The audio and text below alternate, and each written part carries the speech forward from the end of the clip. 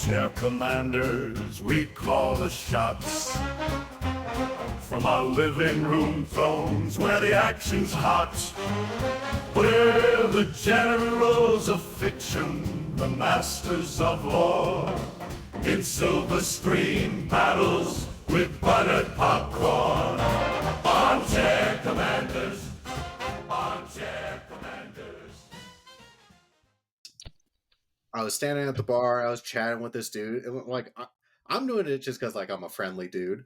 Right. And like buys me a drink and we're like having a good time, and then maybe like 30-45 minutes later we dip out of the show just a little bit early because we wanted to beat traffic and whatnot, and like this dude sees me walking with my wife and he kind of just like stops, he like points at me and like looks, and he like looks at Miranda and then back at me, and I just kind of like shrug. He's like, "Aw." Aww. You broke his heart. Yeah, I how dare you? So I need to stop scamming free drinks from guys who are into bears. Yeah, you really do. Anyways, welcome to the Armchair Commanders podcast. My name's John. And I'm Jack. This week we are Fuck, why can't I not English today? We are joined again by return guest Reed. There was a lot of R words in there. Reed, if you'd like to say hi and tell the folks a little bit about yourself. What's up, everyone? It's nice to be back here on the pod with you guys. I'm Reed Beeman, comic book artist and writer. I mean, that's pretty much me. Hi. Stellar. Yep.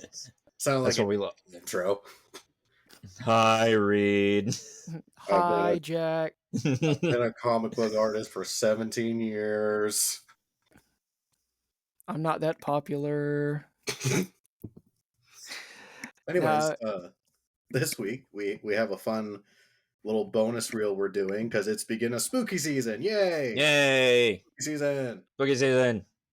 Spooky season Saturday. I don't know. Is that going to be a thing, or is that overplayed since Monkey Movie Monday? It just doesn't roll off the tongue. It really doesn't. I mean, Monkey Movie Monday does. Monkey Movie Monday. Yeah. We don't even release episodes on Mondays. But you should. And make sure they involve like films with monkeys in them. Yeah. Only Planet of the Apes film reviews get left on Mondays. I mean, that's fine. But this week, because it is a couple of days after the beginning of fall, and when this episode will be out, we will finally be into October. We're going to review a horror/war film. We were going to do this last year, but things come up. But I'm glad we waited around, and now we're going to be doing it for this year. It's going to be Frankenstein's Army, which Reed, had you ever seen this film before?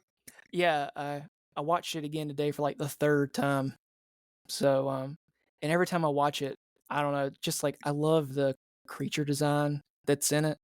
And it seems like every time I rewatch it, I like notice different details of like the costuming and like the makeup and stuff. And like today I watched it on my iPad while I was like working on like my next comic proposal. So like sometimes I would like stop and just like damn, that's a really fucking cool creature design that they have. It was like I might have to steal some of that shit and like use it in a project. So speaking of stealing, I literally because our phones are so great at watching everything we do.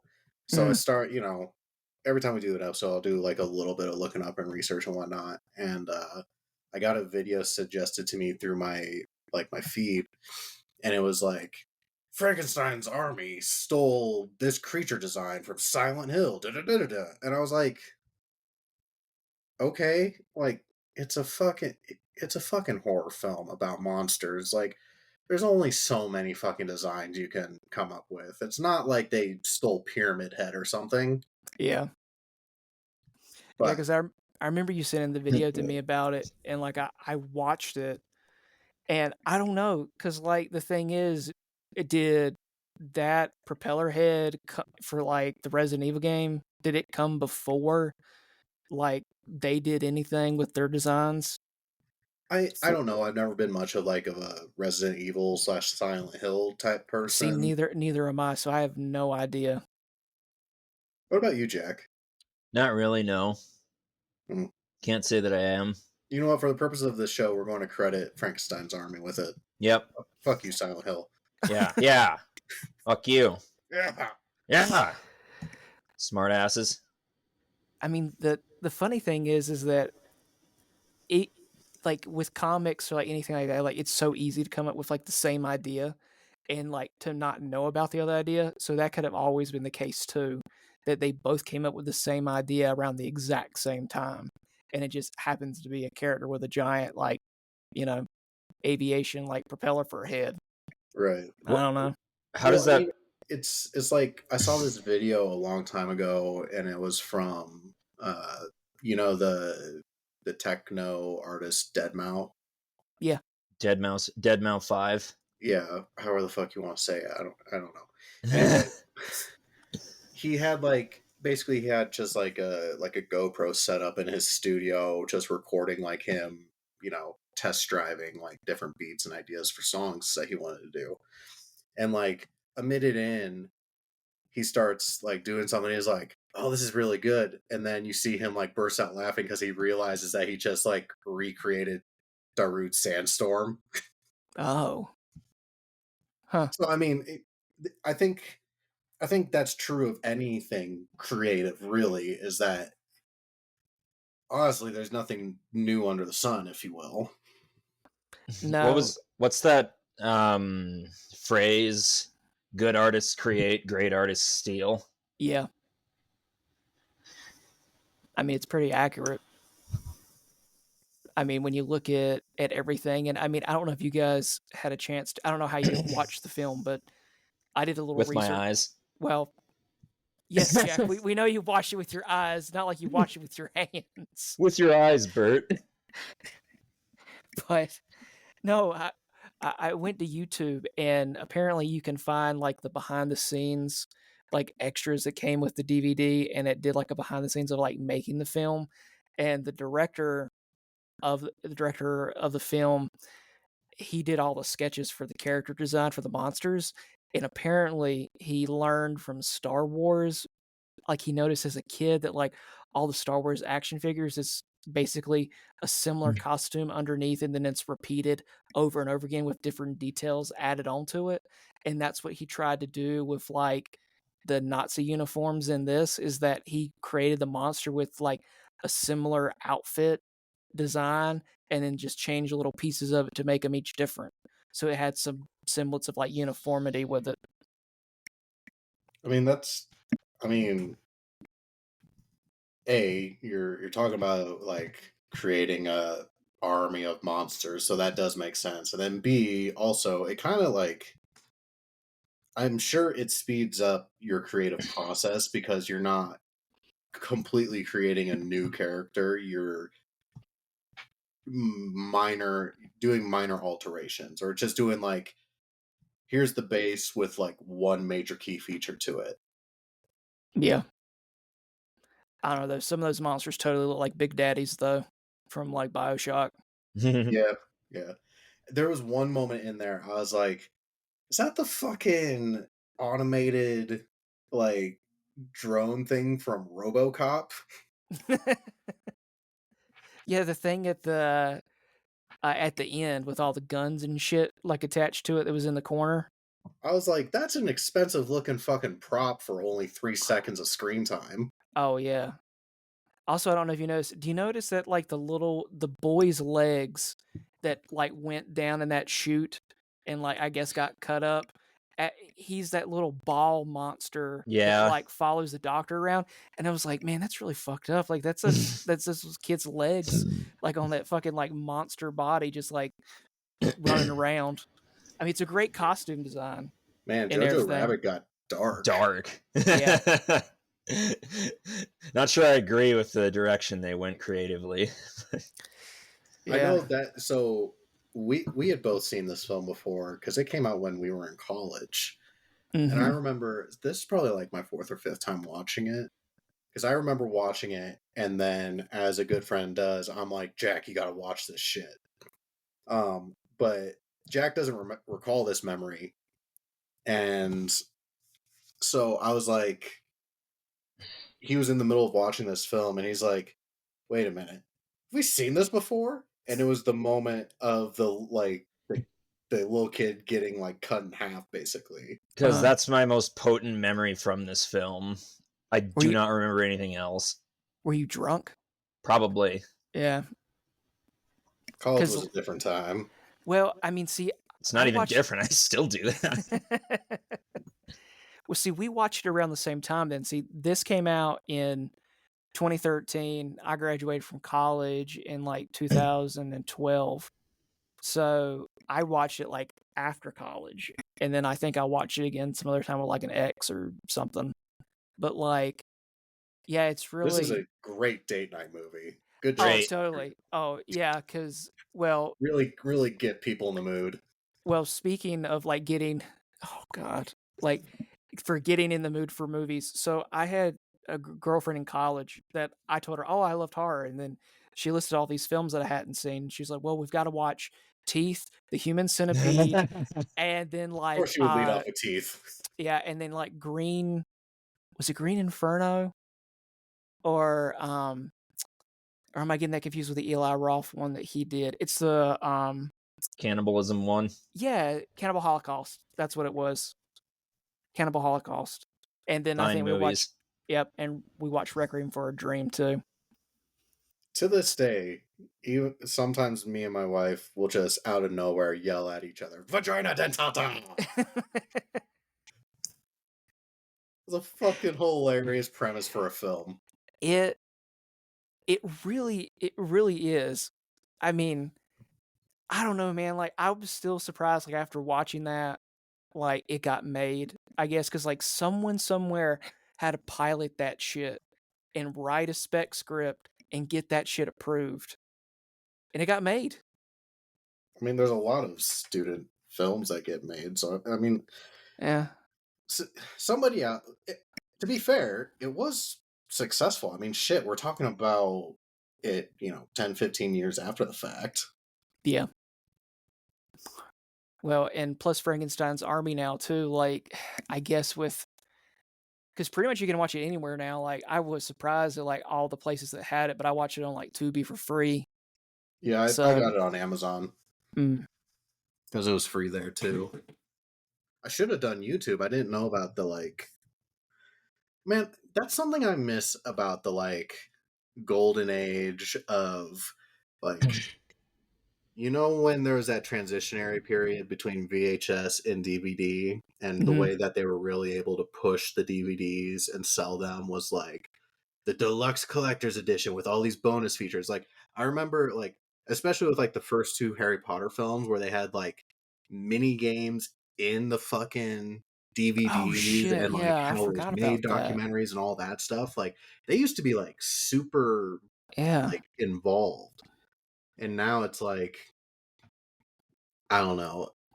I ordered a copy of a movie called The Hunley, which was a made-for-TV film a while ago, and it was literally just like, it felt like I was buying it from some warehouse in China that was like illegally making them.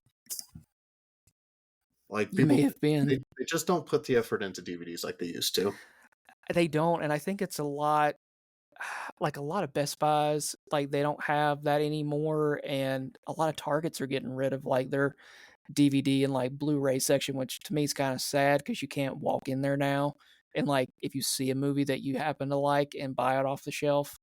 Because I'm kind of like, I'm a collector too. Like, if I love a movie, I want to have it on Blu-ray, and not to be like a conspiracy it. theorist or anything, but like, I don't know when Amazon's going to crash. Like, I have a spectacular Audible library, but at the end of the day, if Audible goes bankrupt, you know what I don't have anymore?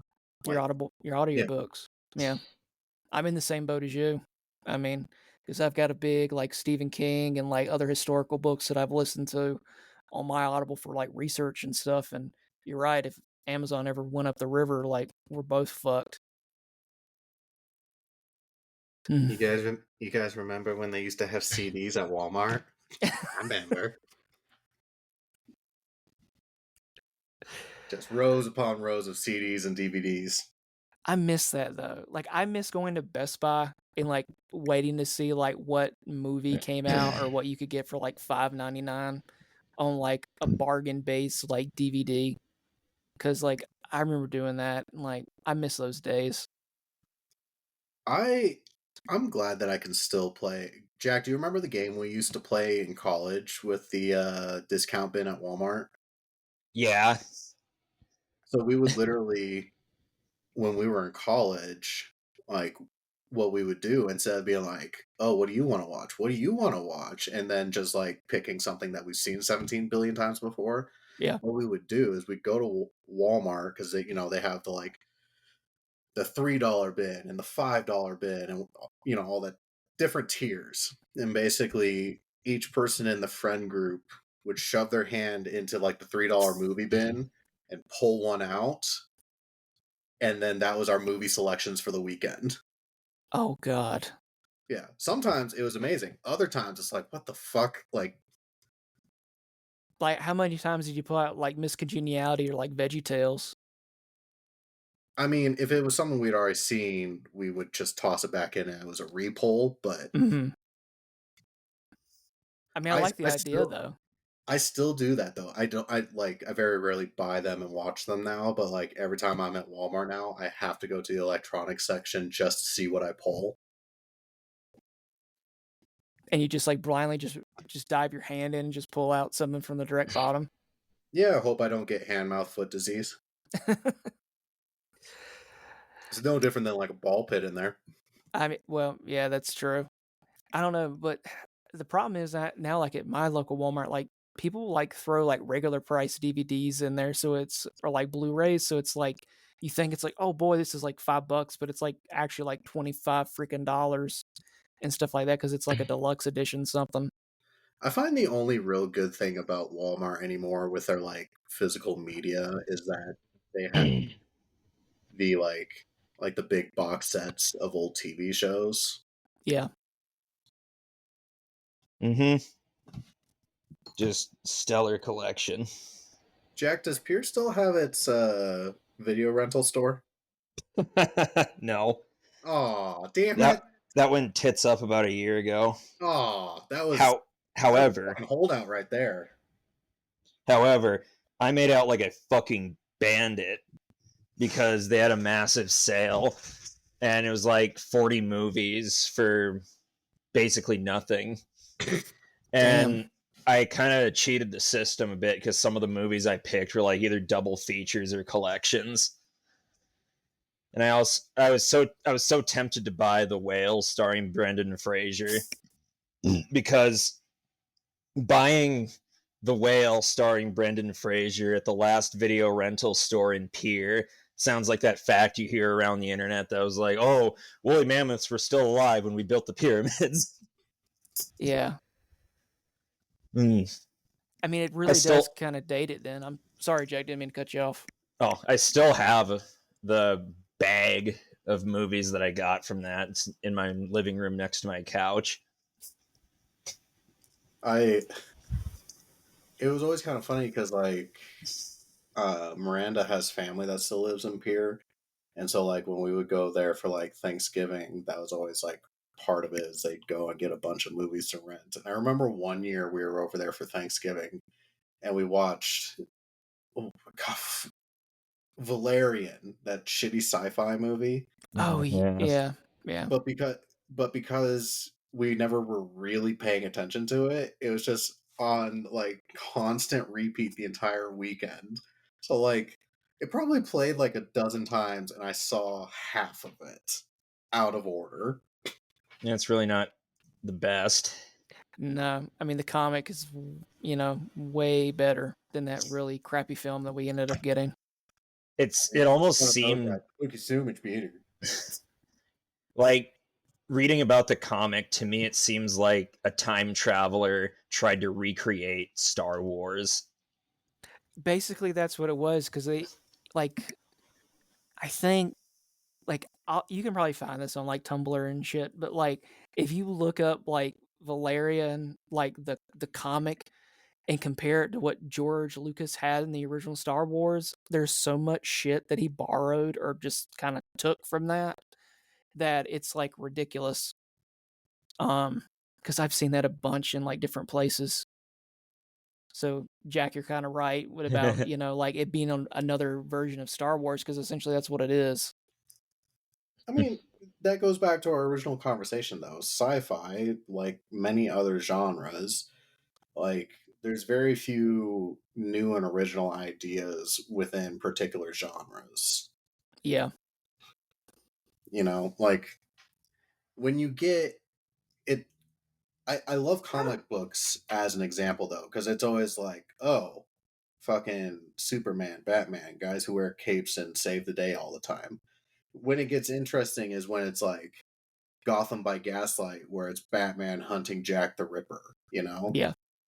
Like, Batman as a character is not, like, anything particularly special, and I know I'm about to get fucking hate mail for that, but come at me. Like, but that's what it is. It's a dude in a cape. Yeah. Which is most superheroes. What makes it different or interesting is the setting or the storyline itself. I mean, you're right about that. I mean, the thing is that it really depends on like what you're trying to tell, because Robert Kirkman, when he was like writing The Walking Dead, he really wanted to talk about he wanted to make a drama basically about people. It just happens to be a drama about people that happen to have zombies in that universe, and like what happens with that and where the consequences of their lives involving said zombies and like all their shitty lives and stuff. So I always thought that was kind of an interesting take on it. Like you can take, like you said, John, a simple idea and expand on it. And that's kind of like what the guys did with, Frankenstein's army. They took the idea of like the POV, which was really nice because it reminded me a lot of like Blair Witch. And I don't know, it was almost like a war found footage kind of film, like mixed in with like a video game, mixed in with like a little bit of like historical drama with a dash of like Frankenstein like thrown in. So it's all a good mix. I think that's the thing I love about reworks of classics, is because that's why they're classics. Like, granted, like Dracula, when Bram Stoker wrote that, he didn't come up with fucking vampires as an idea. Like that was already a cultural thing that existed. He just turned it into a story, and we just but he created the first, like, okay, this, it's like the Earth One of vampire stories, Yeah. In the same way that with Mary Shelley and Frankenstein, I can't imagine or really think that there was anything to predate Frankenstein that would have inspired her for that. No, I really no. I should have What? talked to Miranda about this, because she was an English major and her like thesis was about Frankenstein. Mhm. But I know with Mary Shelley, there wasn't really anything like it at the time before it came out. She was interested in like Galvani's like galvanism, which kind of influenced like the lightning parts of that we get in Frankenstein. But it was like a dream that she had. She had a dream of, I think, one of her dead children coming back to life or something like that, if that's what it was. And then she wrote about it in the story when they were trapped in that, Lord Byron's like castle during that the year without a summer. I find it interesting because I've read Frankenstein, and it's a fucking it's a boring ass book, dude. Like, for something that has so indelibly created is when we think about Halloween or even just monsters in general, it's always Frankenstein, Dracula, Mummy. Like those, Right. like that's the holy trinity of fucking Halloween, if you will. And I remember the first time I read Frankenstein, I'm like, what in the fuck is this bullshit? Like, Frankenstein's monster is just this whiny little bitch. Like, oh, what was me? I didn't ask to be created. Like an emo teen. Like, Yeah, Mary Shelley's point about science being evil or whatever, when I think we all know the real villain of the story, Frankenstein, is bad parenting. Like, the science works exactly. Like, the dude's alive and Yeah. quite cognizant. Science works fine. It's just, shitty parenting. Also, that's why I love Young Frankenstein. that's why I love you. And yeah, Young Frankenstein's great. But He's like, anyway, hey, no, go ahead. Hey there, handsome. I got nobody. Nobody's got me. I'll tell you what my next tattoo is going to be. Young Frankenstein. It is. I'm my next tattoo appointment's October 26th. Nice. And I just told my artist because he likes doing like themes and whatnot. So all of October he's just doing horror themed tattoos. So I figured I might as well get a kickstart to my pop culture sleeve, which will be on my opposite arm. And I just told him, Young Frankenstein, do whatever the fuck you want. Cool. But so this was inevitably going to come up since this is a Frankenstein story, but may I go off on a rant? Do it. Do it! You won't. I fucking will. You know what grinds my gears? What? Grinder? You want to know what really chaps my ass? Grinder? You want to know what really just butters my waffles? Grinder? Is when pedantic fucks are like, oh, actually, it's Frankenstein's being, it's not Frankenstein. You fucking nerd. I'm gonna snap your fucking nose and break your goddamn glasses, you fucking dweeb. Because this pisses me off. So, Frankenstein created the creature, right? As he's referred to in the book. The creature, the being, right? Monster, whatever. Shut the fuck up. But he created the creature, right? Yeah. Thank you, Christ. He created the being, and the being throughout the story refers to him as father, right? Yeah. And the being accepts this and sees himself as Frankenstein's son. Mhm. So wouldn't it be natural that the creature would take his father's name, as is tradition? Yeah. Also, it's just pedantic as fuck. That is pretty in line that a child would take the surname of their father. I mean, it would be. But I mean, like when you were talking about like the idea you had as Frankenstein as a kid or as a young adult, John, I would say that a lot of that just comes from Universal. Universal Pictures, like their version of Frankenstein, because like that's what we Alvin see. and the Chipmunks meets Frankenstein really fucked up my perception of this guy. Yeah, like the pop culture image of Frankenstein is complete bullshit, because in the books he's actually, what's the word? Speaks well. Articulate, that's it. He speaks Something well. Shut the hell up. But no. He's articulate. Mm-hmm. He stands upright mostly. He's not fucking green. He's like this sickly yellow and the translucent skin in places. His lips and hands are blue because that's where the blood pooled when he was a corpse. Yeah, he's kind of like someone with jaundice, pretty much the way it's described in the book. It's honestly kind of disgusting. But well, I mean, it is. I mean, he's like a corpse. But you know what? He can tap dance to put on the Ritz like no one other. Gary Cooper. Super duper. We watch that, so that's like a Halloween tradition for me and Miranda's. We will always watch Young Frankenstein on Halloween. every year I watch it, like, don't get me wrong, I love it. It is a classic film. I love Gene Wilder. I love Mel Brooks. But like every year I watch it, I'm like, this gets a little more and more problematic every time I watch it. Oh, I'm sure. He must have a huge Von Stucker. Especially the 30 no's and a yes scene. Yeah. 30 no's and a yes still means yes.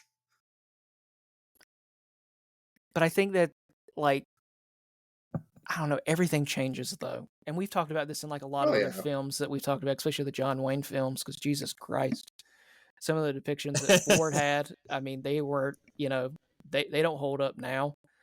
I mean, God, when my parents were here, I don't know, we don't get that many like cable channels, but they turned it to like TV Land, and I think Me Guns TV.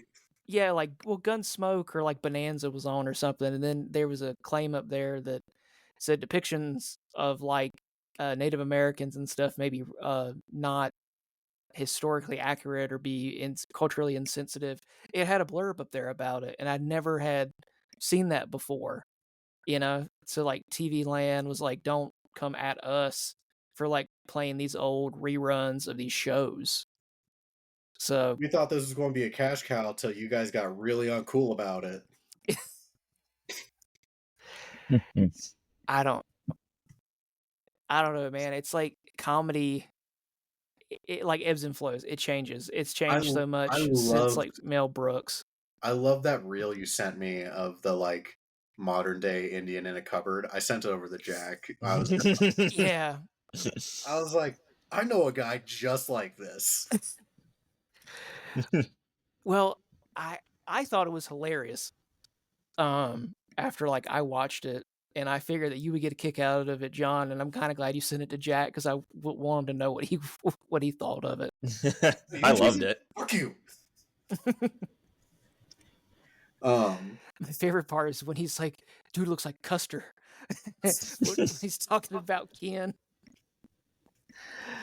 Back to this fucking movie though. You mentioned the shaky cam.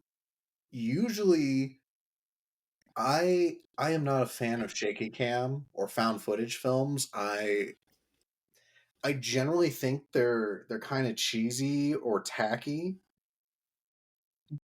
But this is one film that I actually appreciated in, and I think it's because they genuinely start to finish, it is shaky cam, found footage, Blair Witch type thing the entire way through. Like, it Yeah. never cuts away from, like, the character who's the cameraman operating the camera. Because I think that's where a lot of films or TV shows that take that approach fall short, is that eventually, at some point, they cut away because there's a shot that they want to get in, but the shaky cam doesn't suit them. Yeah. I mean, you're right. It was nice to see that the shaky cam stayed, and I also like that the camera would sometimes like those old reel cameras that like it would run out of film, or that the focus would go in and out, or he would like switch between lenses. So that was a nice addition to have in the film too.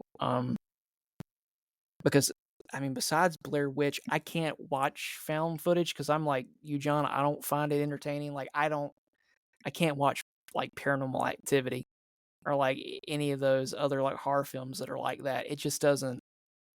I don't know. There's like a disconnect because I'm just like, this is all bullshit. I think like a good example of it is there's a movie called End of Watch, and it has Jake Gyllenhaal in it. Yeah. And it's about this like LAPD cop who's like, oh, I'm in a film class, so it's going to be like found footage of him doing his job. And they kind of just give up on it like a quarter of the fucking way through the film. Yeah. I'm like, why even make this an element? Just make the fucking movie you want to make. Like, it just, when you do it and you do it lazily, it makes me angry. Yeah, I remember I've seen End of Watch, but I didn't realize that halfway through that they, basically didn't do that anymore. But you're right. There was a superhero film that they did like a found footage, and I can't remember what it was called. Chronicle. Yeah. Yep, that was it. Speaking of That which, was really the good. main character in that film was also in Valerian. Yep. Yeah, he was. I forgot about that. Dane DeHaan. Is that his name? If that's the guy we're talking about, if it is, I don't like him. I just think he's creepy. He I does. mean, Have he a does have a creepy very face. unique face. He really does. Man, it's so goblin-esque and ugh. That film came out in 20. This is a weird and yes, you are correct. His name is Dane DeHaan. Yeah, I don't think he's a very good actor, like, at all. The guy that looks like Leonardo DiCaprio in Gilbert Grape, but like perpetually. Oh yeah, yeah, he does look like. Yeah. Yeah. He's Leonardo DiCaprio, but he never got hot. He would make a great Harry Osborn. He was. Oh, was he? Yeah, and he sucked at it. It was those crappy Andrew Garfield Spider-Mans. Oh, okay. See, I never watched those. Curse you, Spider-Man! Kicks table. That's why Andrew Garfield only got 2 Spider-Man films. Nobody wants them. It's just bad movies. Like, I've seen art films that are less confusing than the second Andrew Garfield Spider-Man movie. Like, it just rocks from plot point to plot point and just plot line to plot line with just wanton care. Then 2/3 of the way through, there's like a cut card that said Fiend, and then the film kept going. And there, like, that scene where he faces Electrode, Jamie Foxx, that's it. And it's a big dramatic battle and stupid shit happens. And then, like, immediately the day after that happens, he like drops everything and searches for his parents while that stupid "For You" song plays that I just can't stand. I never watched that movie, and no, I won't ever watch it. And Just how you described it. it gets even dumber because he has like this coin. It's like a keepsake from his parents or some shit. And he like somehow tracks it down to a subway without even investigating. He just drops this keepsake from his dad into like the turnstile coin collector thing, just on a hunch. And then like the subway train disappears in like a lab. It's so dumb. What? He had no way of knowing that would work or to do that. But no, this movie was, it's fascinating. This movie that we were talking about, Frankenstein's Army. Yes, I do appreciate. You mentioned it earlier. I did genuinely appreciate, like, if anything. Okay, a little bit of a tangent here. I know we've already done tangents quite a bit already, but something I've noticed is, for me, horror films don't really hit the same outside the theater as they do at home. Like, I'm very much like, if I'm going to see a horror film, I want to see it in the movie theater because, like, I think that amps up the intensity and the scariness, and, like, and maybe it's just the movie theater experience, and maybe it's just because, like, seeing it the first time, but, like, I think about the most recent iteration of It. Mhm. Of what? I'm sorry, I just have to make that joke. Um, so I see it in theaters, and the first time I see it, I was like, "Holy shit! This is like an A1 fucking horror film. Like, this is solid."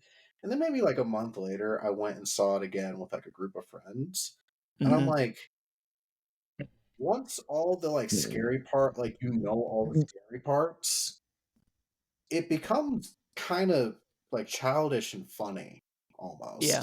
Like, the first time I was like, holy, like, I was actually like jumping in my seat. I'm like, this is fucking scary. Second time around, I'm like, this is fucking stupid and hilarious. Like, I'm laughing through it, you know? Um, and I had a little bit of that watching this film also, because it's like, I've seen it before, but the thing that I give this movie props for is the costume and makeup design in this, you know, 10, 11 years later, it still holds up really well. Even though Oh I know yeah. all the jump scares and whatnot, I can still look at these monsters and be like, yeah, these fucking look scary as shit. And it's not all like digital effects. It's like actual, like they're actually using like stuntmen and like physical like props, like when the Nazi like mosquito guy like drilled through the sniper's like fucking like back of his head through his mouth. Yep. Oh, In the deleted scene thing, it talked about the type of apparatus he had to have in his mouth so it looked like that it was drilling like through his mouth. And I was like, that's so fucking cool because they I, don't make fucking shit like that anymore. I You know? completely forgot about Mosquito Man or the Mosquito Monster, as he's Yeah. been dubbed. But I forgot about that one particular death. So, like, even rewatching this movie and this being a multiple watch through, that moment when I saw it again for the first time in like 5 or 6 years, I was like, holy shit! Like, but I also laughed in that moment too because they're like, hold on, we're gonna help. And then like everybody's firing machine guns up at the monster, but is Yep. also shooting at him too while he has a fucking like drill bit through his head. And it's like he's gonna be totally fine. It's like, no, guys, like he's totally fucked. Like he's dead. He's We did it, dead. Patrick. We saved the city. I found myself like this time going back and like watching it. I really enjoyed Dr. Frankenstein's character. Like just I guess how the actor portrayed it, like Yeah, portrayed him at first, because when we meet him, you know, you think that, oh, he's just the caretaker, and then he gets his fucking finger cut off and runs away.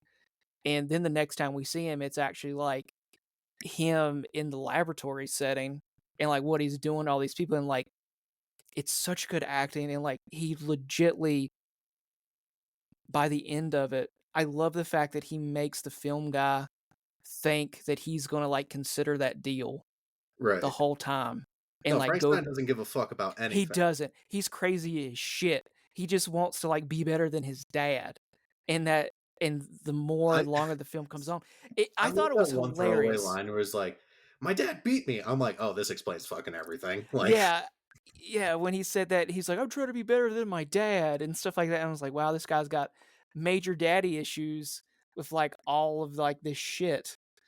So I also he'll appreciated that, like, I think a lot of the thing I appreciate about like Frankenstein spin-offs or Frankenstein inspired films is that a lot of the times it's not the original story. It's always a pretty large leap from the original storyline with just the inspiration. So like in this story, Dr. Frankenstein is the grandson of like the OG Frankenstein that created the like, you know, emo bitch teen monster.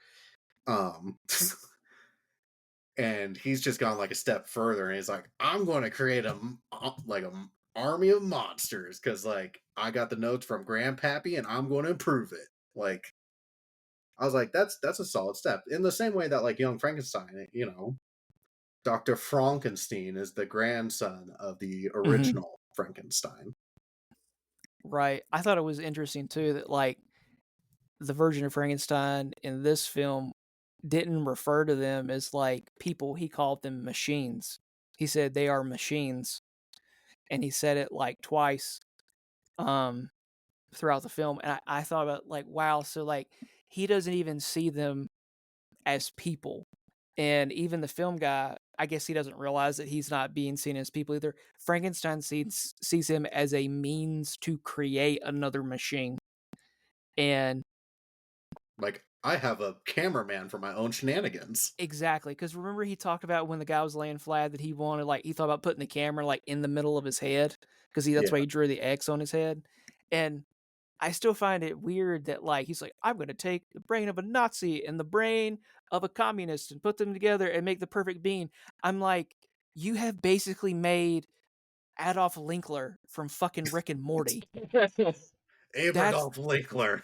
yeah, he fucking like made that, and like I can't imagine what went through that motherfucker's mind when he's like, "Oh, I'm fascist and I'm also communist." And he's like, "Fuck, my ideals are fucked up." Talk So about the multiple personalities going on there. I know, and you know, fucking dude like ripped his own fucking like skin off, and then like went and ate the cameraman. So like he couldn't even fucking deal with it. But at least Sasha got out. So Good for Sasha. yeah. I remember love it. Jack just sending me a text. He's like, "God damn it, Sasha," because he was the only one that lived. No, I said that because like early in the movie, people are like dunking on him, like, "God damn it, Sasha, keep up." Fucking A. And then he got so pissed at the end. He's like, "Fuck, Sasha, you killed him. You weren't supposed to do that." He's like, "Fucking untie me." Fucking takes his head. I know, and like I guess like he was just gonna show Stalin's like, look, he's dead. Here's his head. Here's proof. I mean, sure.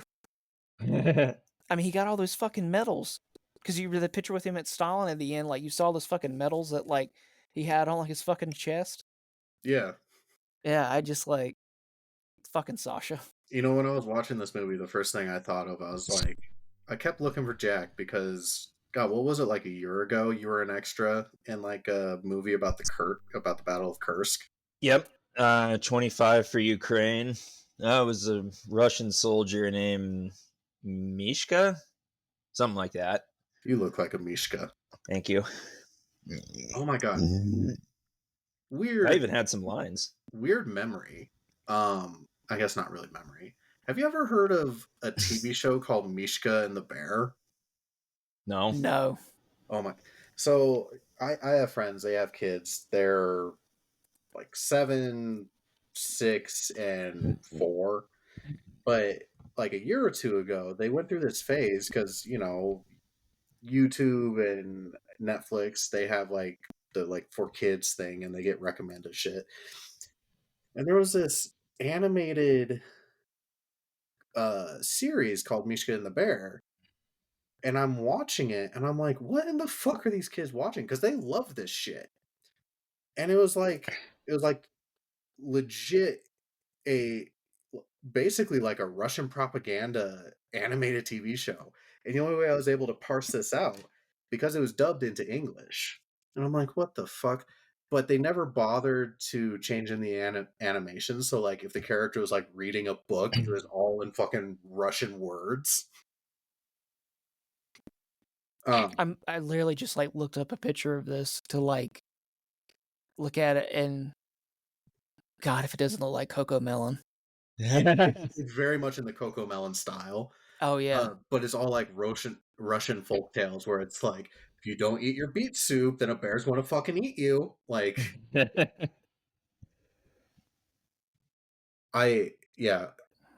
on Netflix, so you want to check it out. It's there for the taking.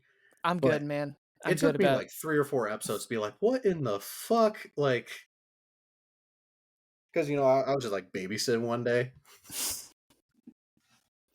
It says it was a Russian preschool comedy. I just In Soviet Russia. Oh, wait, they're not the Soviets anymore.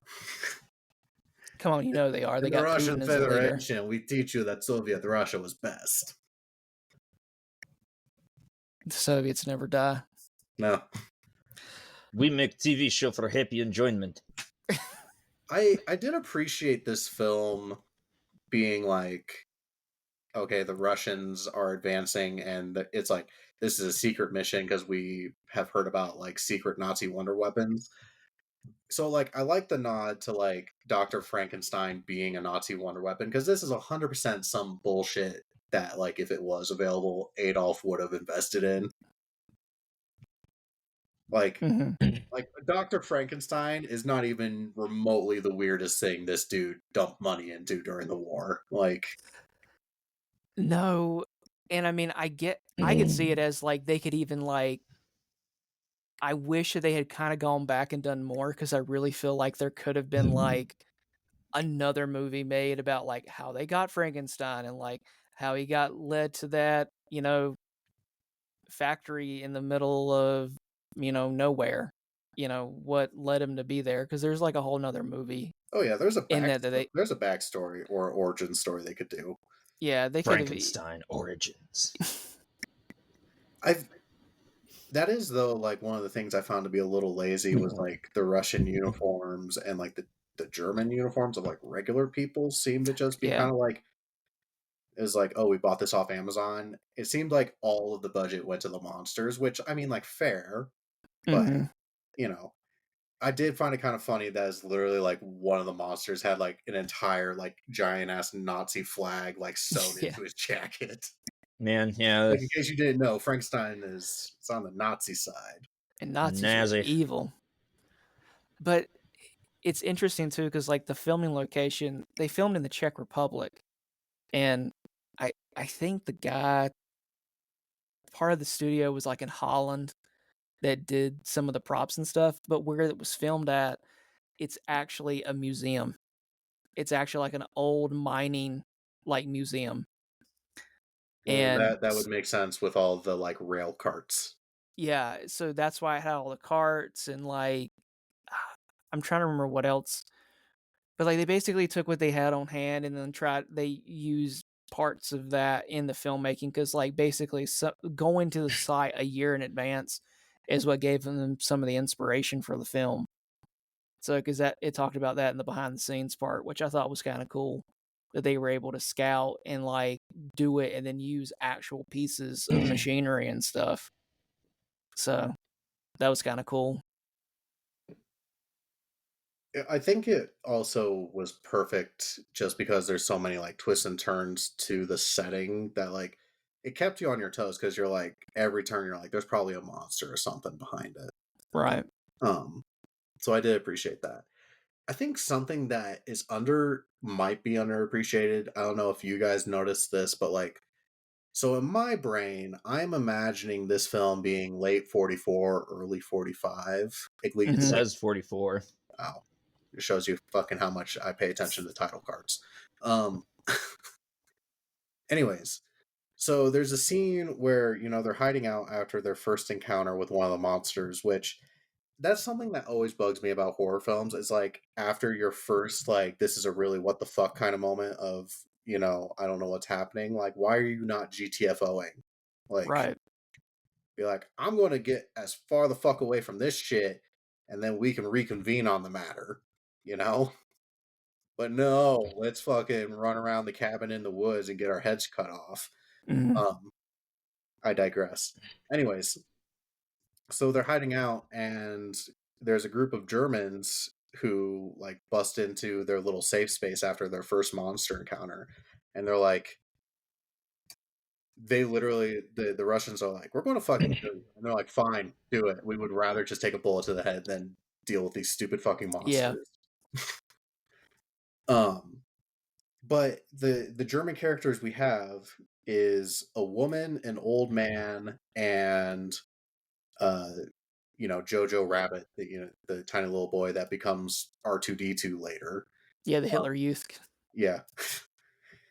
um But I was like, that is a great nod to just the state of the German army at this point in the war. Like, I don't know if that was like an intentional thing, but I was like, holy shit, like, this is legit what I imagine the Volkssturm being.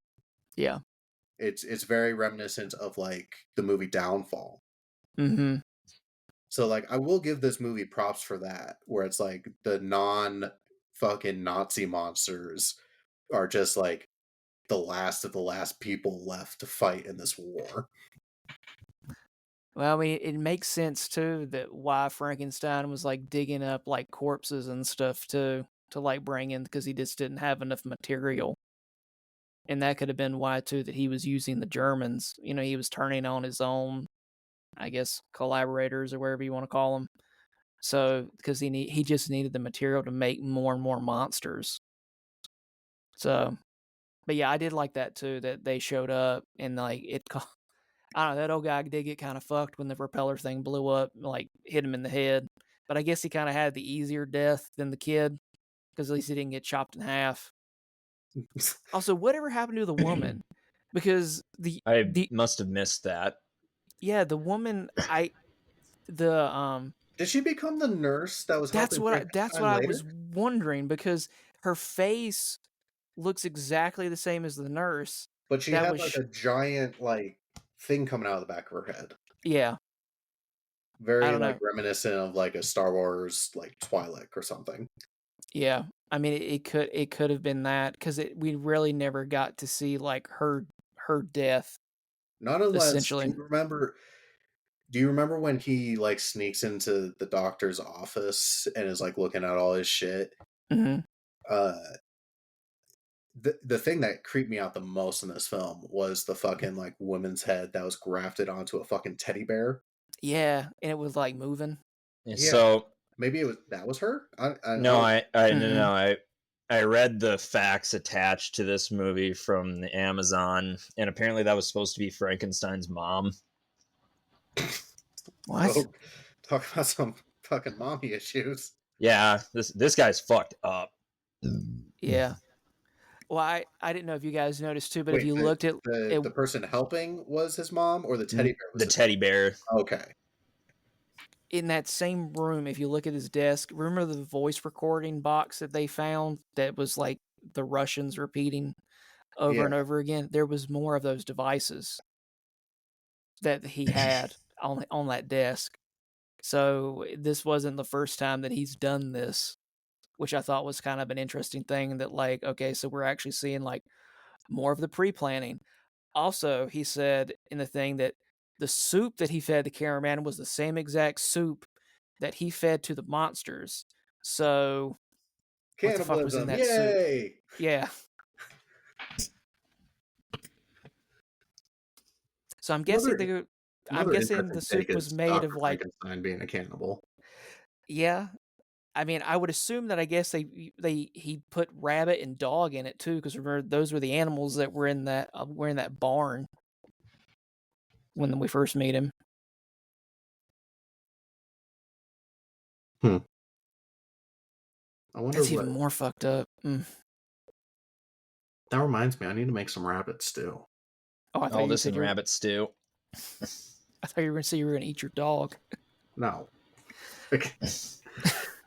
That's something that me and Jack also have a college tradition from. So our school mascot was the Coyotes, Mm-hmm. and our rival school, they were the Jackrabbits. So every year during the rivalry game, like all the bars in town would sell rabbit soup. That's funny. Yeah, I've never actually had rabbit before, but I've heard barbecue rabbit's actually pretty good. It's very, very reminiscent of chicken. I get it. Okay. What monster creeped you out the most? Because for me, it was the fucking teddy bear woman. Yeah, that one and whatever the fuck that one was in the beginning that one of the first ones they find and then kill. Oh, That you one mean that's the, the pale one that's just hooked up to a bunch of wires for some reason. That Yeah, one the one made that's me burst out genderless. laughing because I was like, the first monster we actually see is like some sort of like Nazi in a gimp suit. Like,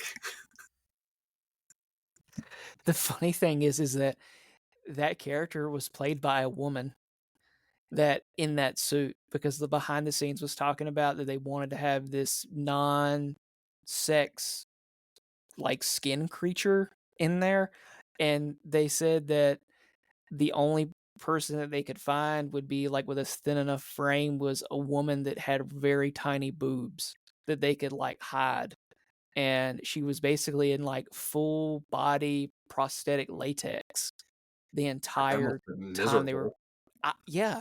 Well, they actually said that she couldn't, like, it was cold, so like she was basically naked, covered in silicone, in the dirt on a floor of this old ass factory. And I'm like, that's dedication to be a part of the film for the first like, that sounds like fucking terrible kill. self-preservation. That just sounds like I'm about to be human trafficked.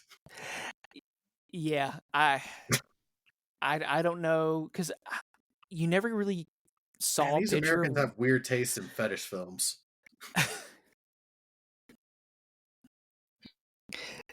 I'm sorry, it looked like a gimp suit to me. Well, I mean, you're not wrong, but now every time I think about it, it's like, yeah, it totally does look like a gimp suit.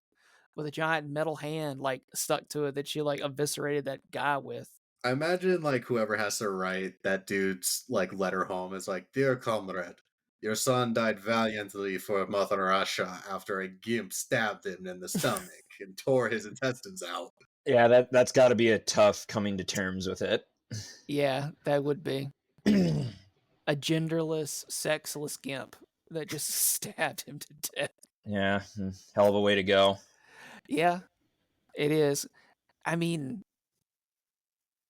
I'm trying to think about which one, like, I don't know, I guess the one that was the most unsettling besides, God, the fucking teddy bear woman and everything was like, the boy's legs and like the little R2D2 thing kind of creeped me out. Just because like how it kind of like like how it walked and like Oh yeah, the sound everything. effect that they added to it was like, Yeah, it literally sounds like those little things from Star Wars. Those little what are they called? They're like little black little bots that like they're all oh yeah. around like the Death Star. I don't know what they're I feel called, like but it kind of reminded me of like I think they're just called mouse Pac-Man bots. Waka Waka. okay. Waka waka, who wants to hear a funny ass joke? I don't know. It kind of reminded me of like R2D2, but also the gonks that are like in Star Wars. Oh yeah, the gonk bots. Yeah. I don't know, but I guess it was the creepiest thing is it was a kid's legs, I guess, more than like anything. It's like, well, what happened to the other half of the kid if like that's his fucking legs? I find it interesting that like they pick such a unique like sound effect for the kid, but all the other monsters like that's something I want to I want to dock this film points is the like very generic over the top like zzz, like the drill sound anytime Yeah. one of the monsters moved. I'm like, really? We couldn't find a different sound effect? Like, I'm pretty sure I also heard a laser blast from Star Wars. That sound effect. I was really hoping for like a Wilhelm scream in here, and it never came. Yeah, I was And, disappointed as well. Also, all the monsters, the bigger ones, kind of sounded the same or had that same like guttural sound that was used for like when they try to speak or I guess like yell or whatever you want to say they were trying to communicate with. And I don't know if you guys noticed. Did you guys notice that the mosquito was on a wire? Yeah, for like the second appearance. Yeah, when he dropped down and like everything. Okay, so in the film, the reason they did that is so he wouldn't fall off of the scaffolding and stuff that he was on because he was being supported by like those stilts and they're like, oh, it looks cool, but they were just gonna like have him descend down, but they had to deal with the wire, and that's why they just like kept him wired up so he wouldn't like fall down. Good on the checks for, using proper OSHA procedures during their Yeah, filmmaking. I don't know. Did anybody else want some of those monsters to fall down the stairs towards the end when they were chasing the camera guy and like he just looked behind him and like they were all like like coming down the stairs, and I was like, those fuckers can't like they have no sense of fucking balance. They would all like stumble the fuck down the stairs and like fucking kill themselves, and I would have much rather seen that where they just fall on top of him and they kill him that way because it would just been a hilarious way for him to die. It's like, did you ever see the Leslie Nielsen version of Dracula? Dracula Dead and Loving It? I have. It's been a long time though. There's literally kind of a joke on that where, like, as Dracula, he trips over his own fucking, like, cape going down the stairs. And I can see that too, because they're wearing fucking trench coats and, they're undead. They're not going to be very coordinated. No. Also, I don't really know how they could see because a lot of their eyes were like white and like glazed over. So, wouldn't they be blind? Echolocation. Yep. Okay, so they're Sixth bats sense. now. Nazi bats, worst kind. Well, there goes my new comic book idea: Nazi bats. Nazi bats. Nazi. It's almost as good as did you ever hear about America's foray into the first guided missiles? Oh, you're talking about where they use like the bats tie with napalm? No, what they did is they taught pigeons that if they tapped on a picture of a ship that they would get food. Oh, I have And heard so what about they this. did is then took these pigeons, put them into a missile with like a primitive camera system, and essentially they're like, "Ooh, I'm playing my like picture tapping game to get food," and instead it would guide the fucking missiles into ships. Shit. I remember that vaguely. The bats story like sticks in my mind because that's how they were trying to like burn down Tokyo. That they would like it was on the History Channel. It was like weird weapons that they had this bat scientist that would collect these certain Yes. types of bats that would like The it. final gasps of air of real history coming from History Channel. I know. Well, they would like have this bomb made that like the bats would essentially be put in like a hibernation, like sleep in this bomb, and then as it failed, the bats would like drop down and like wake up on this disc, and they'd have napalm like tied to them, Oh, and then and they then wake up and like fly into buildings. yeah, they'd fly into the buildings, and because most of the buildings in Japan at the time were made of wood and essentially like paper screens, that they would go in the eaves, and then they would have a timer on, and then they'd blow up, and then it would cause like massive fires all across Japan. And I'm like, That same documentary taught me like that documentary made me understand a joke from King of the Hill. Because there's an episode where Cotton Hill is like telling one of his war stories. He's like, I took a hit directly from a Tojo balloon bomb. And I'm like, what? And then, I don't know, maybe like a year after seeing that episode, I saw the documentary where part of it was talking about how Japan literally like filled hot air balloons and just sent them across the ocean to yeah, bomb us. I was like, huh, weird. yeah, didn't it hit like it hit people? It killed like a couple people, right? They set some forest fires in like Washington. Hmm. I don't know. Shit, there's still like, what is it, China or North Korea still sending balloons out? I love our multi-billion-dollar project, the F-22. Its only confirmed air-to-air kill is against a fucking balloon. Like, we have the most advanced fucking fighter aircraft in the world, and the only thing it's shot down is a balloon. What's even funnier, though, is the day after it shot down because, that was like a big news thing, was the fucking Chinese balloon flying over the U.S., and, news Mhm. stations were like, hey, people, don't shoot at it. It's not going to reach. Like, Right.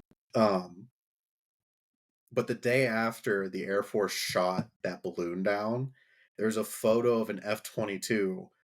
And like the tradition that pilots have is if they shoot an enemy aircraft down, they will put like a marking of some sort on the aircraft to denote, hey, I got a kill. The day after that happened, there's a photo that came out of an F-22 with a fucking balloon silhouette painted on the side. Yeah, I saw that. I Man, didn't see that. That's I'll pretty send it to great. you. the Yeah, send it memes. to me. That's funny. Because when that balloon was shot down, there was one that was shot down over Myrtle Beach, which isn't too far from me. And that happened last summer. Something like that. Yeah. They're not small balloons either. They're, like the balloons are carrying equipment like the size of a school bus. Jesus. Well, that would make sense because there was that balloon that crashed in Roswell, and everyone thought it was aliens. Or so they want us to think. Yeah. So Yeah. we've all agreed to Naruto run into Area 51, right? Yep. Have you seen? No, actually, have you I seen was. the movie Fly Me to the Moon yet? I haven't seen it. You need to, but they make a joke in there, or they like Woody Harrelson makes a statement because the premise of it is like basically it's like NASA did fake the moon landing.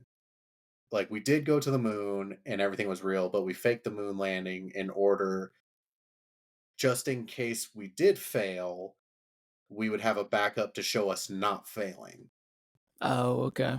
So it's like we faked the moon landing, but we didn't use it type situation. Gotcha. And like the main character who's been tasked with making this film is like, you can't do it. Thousands of people work at NASA. They will find out about this. And it's like, yeah, just like people found out about the thousands of people who work in a remote military base with UFOs in New Mexico. And she's like, huh? I saw the clip you sent me of them using the Legos to be like, I flew 52 combat missions in Korea, and she rounded up to 60. And just the guy repeating the lines back to him, he's like, "What?" And he's like, "I'll work on it." It was great. It's a great film. I highly recommend checking it out. Yeah, I need to watch it. I'm probably watch it with my wife because like she's really big into like NASA and space and everything, and she loves like any type of film that deals with like astronauts in space. See, I went and saw it because I was like a history nerd, and Miranda went with me because it has Channing Tatum in it. So I guess it's a win-win for both of you. yeah, And then you both get to stare at Channing Tatum. that's right. I'm There not you go. alone saying I think Channing Tatum's hot. I'm secure in my sexuality. Yeah. You know who else plays a great gimp? Channing Tatum. Well, actually, yeah, he did do that in the end of the world. Don't you remember that, Jack? I'm sorry, what? Channing Tatum has a cameo. What was the name of the film? End of the World or End of the Fucking World? Yeah, this Is the end. This is the end. Yeah. Never watched it. Really? Anyways, the premise of the film is like the rapture happens, and the only people who stay on Earth are actors because they're shitty people. And so in this like post-apocalyptic world, Channing Tatum just has like a cameo in it, and when the apocalypse happens, he's like, I'm going to become a gimp slave boy. Yeah, John C. Reilly is the guy that like he's the gimp for. But all I remember too is like the end where they're like getting beamed up and they cut like Satan's dick off, like when he's walking by with the holy light beam when they get sucked up into heaven. It's been a lot of gimp talk this episode. Yeah. How many times can I say gimp? Gimp. I love that nice little pop. What Thanks. are you drinking tonight, Jack? I am drinking Kickball, raspberry Kickball, sour ale with raspberry. Nice. What's the brewing company that makes it? Remedy Brewing Co. out of Sioux Falls. How about you, Reed? I'm actually drinking water. Water. Yeah, because I'm trying to live a better life and like Fucking get nerd. healthy. Yeah, I know, right? I want to live for a long time and like try to be healthy. I'm tired of being fat, guys. Don't we all? It's a fucking struggle, man. Food's delicious. I mean, fucking bread. I love fucking bread. You think I want to give it up? Hell fucking no. I mean, you could do math. I hear that slims you down. Yeah. Hey, I'm just being practical here. You get yourself a tapeworm pill. Oh God, yeah. Except That'd I think be that kills you awful. sometimes. It might be counterproductive to your ultimate goals. Yeah, that probably would be. But man, your open casket will look fantastic. Well, plus if I did the meth, my teeth would be really fucked up too. That's So that's the downside of the meth. To be on theme, and I was so proud of this too. Our listeners who follow our Instagram might have seen it, but the wine producer 19 Crimes has a Halloween themed line. So I'm drinking their Cabernet Sauvignon. That's their like Frankenstein labeled bottle, but they have Burnet Sauvignon. Yeah. So I'm drinking Frankenstein wine tonight from 19. How is it? Ooh. What's that? How's the taste? Pretty all right. It's what you would expect out of like a $10 bottle of wine. Like easy to drink, but nothing to like write home about either. And 19 Crimes, if you're listening to it, this actually it's a fantastic wine, and I would love to talk to you about a sponsorship deal. Is it a dry red? Probably. I'm not much of a wine guy, so I don't know the difference. Okay. Well, I'm glad you enjoyed it. I felt very proud because they liked my post the other week. I was like, holy shit. Oh, I thought you were going to say you got sponsored by World of Tanks. But we could be. We could you could be. Yeah. No, we're too busy getting sponsored by Shadow Legends. Use code Armchair and get 1,500 silver pieces. I don't fucking know. I don't play the game.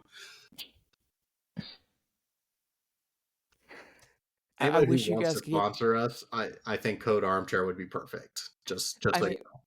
Yeah. No, we're still hunting for a sponsor. It's amazing that nobody has sponsored us yet. Being a historical war movie podcast, and we've used the word GIMP probably 33 times already. GIMP.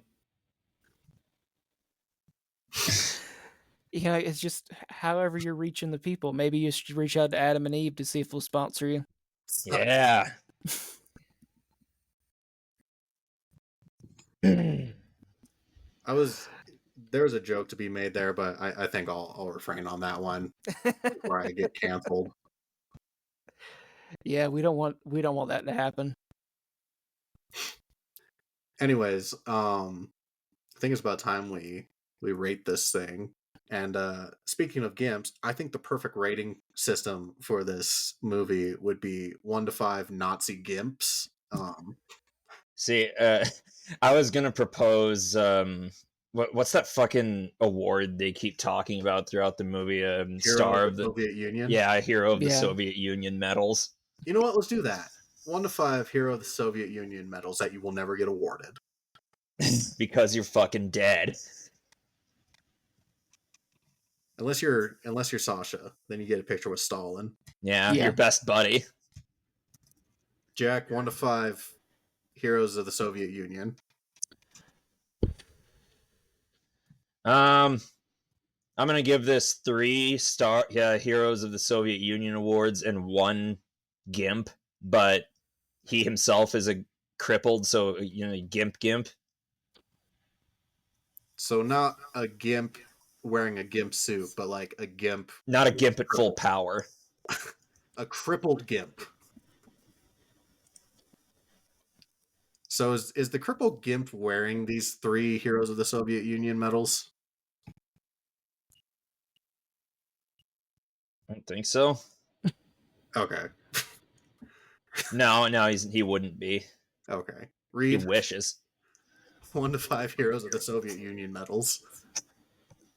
I just want to comment on the GIMP thing. I just imagine that the 3 stars that Jack gave him are like nipple tassels. Yep. On the absolutely. I give it 4 stars of the Order of the Red Star or Star of the Soviet, whatever the fuck it's called, whatever that medal's called.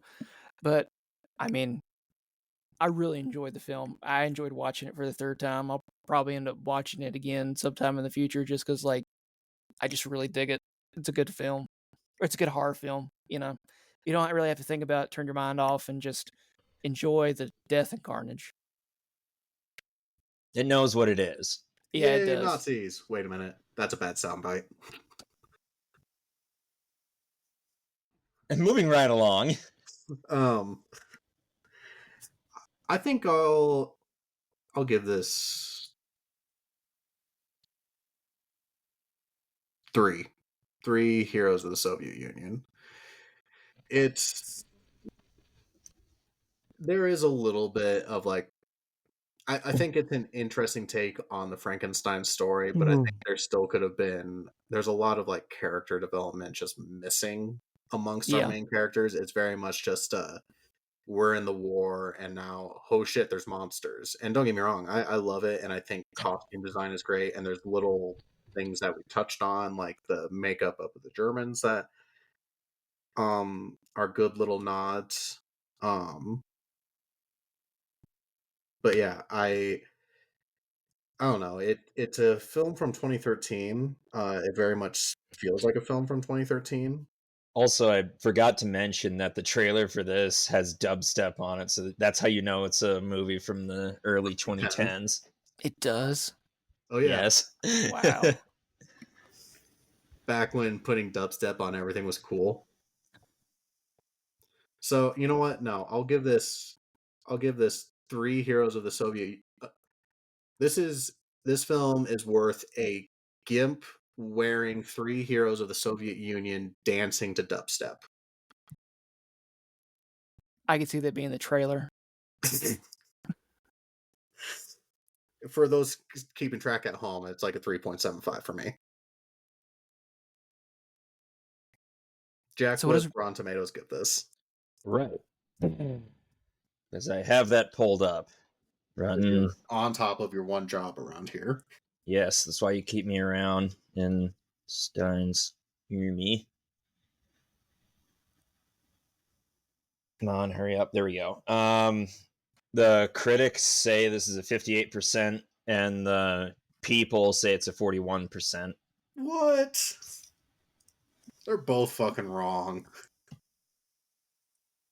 This was a hit at Tribeca. And that's not even a joke. It actually played at the Tribeca Film Festival.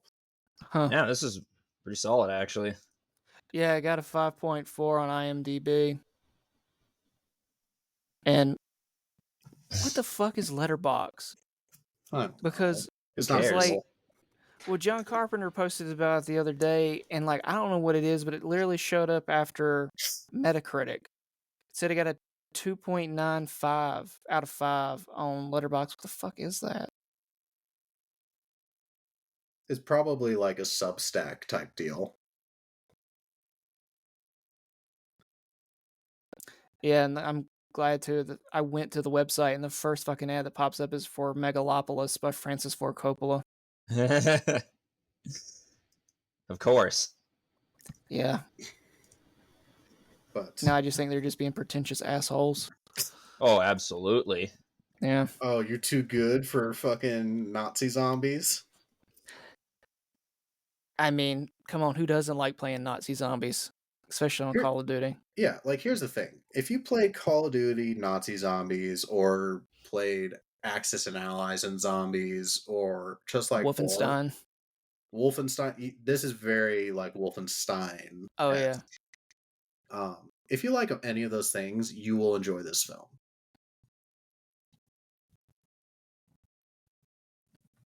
Also, I'll say too, like if you just enjoy watching older horror films just for the fact of like turning your brain off, this is a good film to do that too.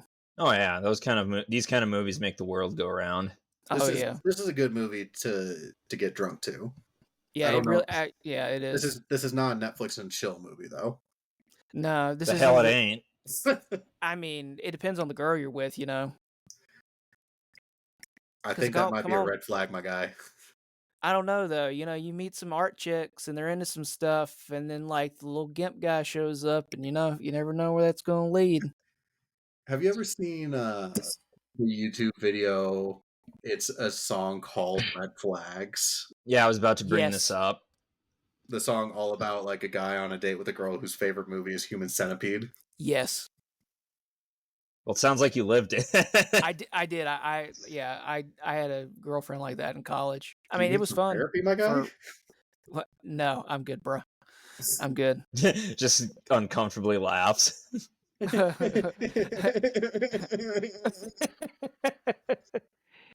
Yeah. Well, I mean, I did need years of therapy, but I mean, you know, That's unrelated. that's unrelated. Yeah. That's because of Uncle Jimbo. God. I'm sorry. Anyways. Well, I thought he was a fairly tender lover. Oh my god. Reed, if you'd like to tell the people about anything you have coming up, have at it. I am still working, you know, tirelessly on another comic project. I had an artist that I was working with, he unfortunately backed out. So I'm back doing it myself. So hopefully sometime soon I'll be able to announce that this beast is finally coming out, because like I like it. It's, horror adventure. I think everybody else will like enjoy it if they want to listen to the podcast or they enjoy like movies like this. So Is it a that's comic book about Thomas the Tank Engine and his friend the Enola Gay? I have worked on that, but sadly, no one wants to pick that comic up. Only you do. Only you do, They- John. All geniuses were considered madmen in their times. I can only create so much terrible shit. It's not like you're bombing Hiroshima yourself. You're just making fun of it. Yeah, I I think know. it's high time we just move on, as a society. Yeah. I don't know why they don't get over it. Ooh. Ooh, I'm sorry, Japan. That was a joke. Don't come at me. Anyways, if you want to share your social medias, You can still find me on Instagram at Reed Beeman. I also have an art page on Facebook if anyone still gets on that ancient dinosaur. I do not do Twitter because no one likes Elon Musk. Twitter's just oh, shit. Yeah, it really is. So what is Like, I don't know. Twitter? in my opinion, even before Elon Musk and all that went down, but it's just me. I mean, I don't know. I really can't say anything that it was a great place to begin with before Musk got it, because like there was a bunch of really bad shit up there, especially if you know anything about like Comicsgate and all those fucking loons. So I don't know, man. Like it was a cesspit of shit, and I kind of wish we just didn't use social media at all. So I don't know. I may end up getting a TikTok. Just stay tuned. Follow John on TikTok. I regret it every day. I feel like I've strayed further from God. No, you don't. You fucking liar. Actually, I'm quite proud of myself. I literally only open TikTok to post something. Like I don't scroll it. Oh, you don't? No, It's like saying I don't like cocaine, I just like the way it smells. basically, yeah. I still am very old man. I get all of my TikToks via Instagram Reels. That's the best way, because then China doesn't steal your data or your information or whatever they're going to use it for. Whatever. Anyways, if you enjoyed this episode, please leave a review. The stars do matter. You can find us on Facebook, Instagram, YouTube, unfortunately TikTok, Discord, all those good places under the Armchair Commanders. Reed, thank you again so much for joining us. Of course, thank you for having me back, guys. I really enjoyed, sitting down to be able to talk with you both, and I'm glad we were able to revisit the film when we were supposed to do it, last October, but I'm glad we were able to do it this time. Spooky season. Spooky season. Spooky season Saturday. What? Monday. Until next week, I've been John. And I'm Jack. And we will And I've been catch you Reed. all. God, every time we mess this up. Sorry. It's okay. We will catch you all later. Bye.